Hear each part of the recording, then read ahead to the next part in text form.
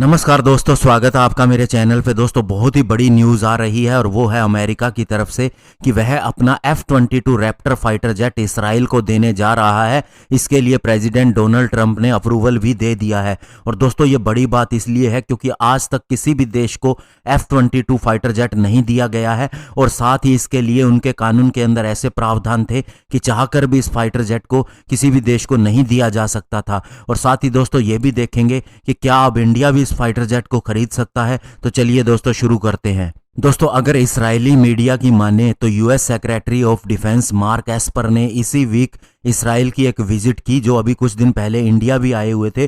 तो उन्होंने वहां पर इसराइल को बताया कि America F-22 stealth fighter jet आपको देने जा रहा है। इसके अलावा दोस्तों, लंदन बेस्ड अशरक अल अवास्ट न्यूज़पेपर ने भी ये रिपोर्ट किया है कि यूएस प्रेसिडेंट डोनाल्ड ट्रंप ने F-22 रैप्टर फाइटर जेट और प्रिसीजन गाइडेड बॉम्ब की सेल को इसराइल के लिए अप्रूव कर दिया है। और इससे पहले दोस्तों, न्यूज ये भी आई थी कि इजराइल ने यूएस को हाँ कर दी है कि वह F-35 जेट यूएई को दे सकता है, जो कि मिडिल ईस्ट का ही एक देश है। और इससे पहले आपको बता दें कि काफी लंबे समय से यूएई और कुछ एक और मिडिल ईस्ट के देशों की F-35 फाइटर जेट के ऊपर निगाह थी, लेकिन इसराइल हमेशा ही इसके अंदर अड़ंगा लगाता रहा और कहता रहा कि ये नहीं होना चाहिए। अभी चूंकि पीस डील हो चुकी है इसराइल और यूएई के बीच में, तो शायद इसराइल ने इसका विरोध नहीं किया। और अभी यूएस के डिफेंस सेक्रेटरी मार्क एस्पर और इसराइल के डिफेंस मिनिस्टर बेनी गैंट्स जी की जो मीटिंग हुई थी, उसके अंदर इसराइल ने इसका अप्रूवल दे दिया कि F-35 फाइटर जेट यूएई को दे दिया जाए। और आपको दोस्तों बताना चाहूंगा कि इसराइल ने पहले भी F-22 फाइटर जेट को खरीदने में अपना इंटरेस्ट दिखाया था, लेकिन यूएस ने मना कर दिया। और सबसे बड़ी बात देखिए दोस्तों, सबसे पावरफुल फाइटर जेट होने के बावजूद 2011 के अंदर इसका प्रोडक्शन बंद कर दिया गया था। प्रोडक्शन तभी बंद होता है ज्यादातर जब फाइटर जेट पुराना हो जाए और हम उससे आगे का फाइटर जेट देखते हैं, लेकिन ये सबसे बेस्ट फाइटर जेट होने के बाद भी इसका प्रोडक्शन बंद हो गया था और किसी भी कंट्री को देने के लिए अमेरिका ने इसे लीगली बंद कर दिया था।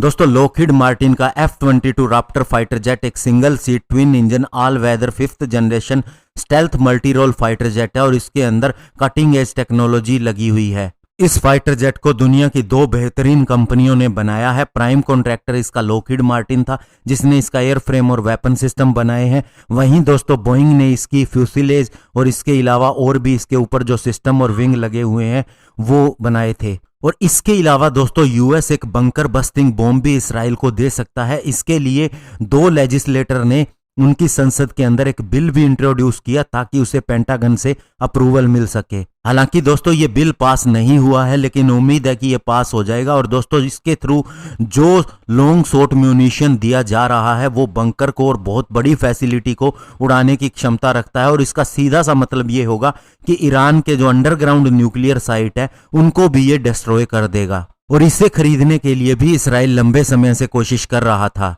और दोस्तों, ये सेल इसलिए भी हो रही है क्योंकि अमेरिका द्वारा ये कहा गया था कि इसराइल का हमेशा ही इस रीजन के अंदर मिलिट्री एज कायम रहेगा। लेकिन अब F-35 अगर यूएई को या फिर कतर को भी मिल जाता है तो फिर इसराइल का वो एज खत्म हो जाता है, क्योंकि F-35 फाइटर जेट ही उसके पास सबसे बेस्ट है। तो ऐसे में अगर F-22 मिलता है तो अमेरिका की बात सही रहेगी, मिलिट्री एज इसराइल के पास ही रहेगा।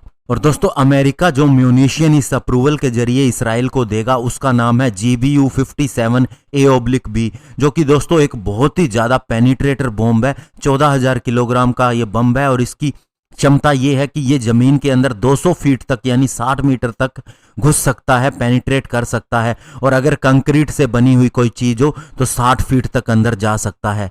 ऐसे में दोस्तों बात आती है कि क्या इंडिया के लिए भी F-22 रैप्टर के रास्ते खुल गए हैं?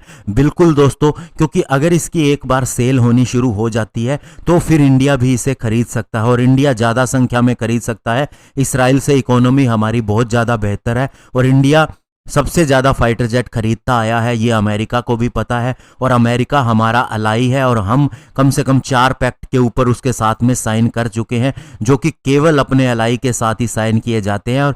और ये भी था कि इंडिया 97% टेक्नोलॉजी पर अधिकार रखता है अमेरिका की, ऐसा भी पैक्ट साइन किया गया था। तो ऐसे में दोस्तों कोई प्रॉब्लम नहीं है इंडिया को भी F-22 फाइटर जेट को खरीदने के लिए, लेकिन ये डिसीजन लेना है ये इंडिया पर डिपेंड करेगा। और मैं आपको बता देता हूं दोस्तों, हालांकि हम AMC और तेजस के ऊपर काम कर रहे हैं, ये तेजस हमारी स्क्वाड्रन स्ट्रेंथ को बूस्ट करेंगे। हम और ज़्यादा MMRCA के तहत अभी फाइटर जेट खरीदने का फैसला नहीं किए हैं। तो ऐसे में दोस्तों हो सकता है इंडिया एक 5th जनरेशन फाइटर जेट के लिए जाए। अगर हमें लगता है कि AMCA आने में समय लगेगा, 2035 तक आएगा, तो ऐसे में एक मिलिट्री एज कायम करने के लिए दोस्तों अगर 114 फाइटर जेट खरीदने हैं तो 50 F-22 इंडिया खरीद भी सकता है। इसके अंदर कोई बड़ी बात नहीं होगी। और केवल एक फाइटर जेट ही है जो हमने अमेरिका से नहीं खरीदे हैं, बाकी सारी चीज़ें हम खरीद रहे हैं। अभी हमने ड्रोन खरीदने थे, उसके ऊपर हमने एक बार के लिए स्टे लगा दिया है, यानी कि दोस्तों उनको हाँ नहीं की है मीटिंग के दौरान 2+2 कि हम इसे खरीदेंगे। तो इंडिया का इसके पीछे कुछ और भी नज़रिया हो सकता है, कुछ और भी इरादा हो सकता है कि वह F-22 के लिए ही हो। तो दोस्तों ये देखा जाएगा कि क्या डिसीजन इंडिया लेता है और अभी इसराइल को ये कब फाइटर जेट मिलने जा रहे हैं। धन्यवाद, जय हिंद।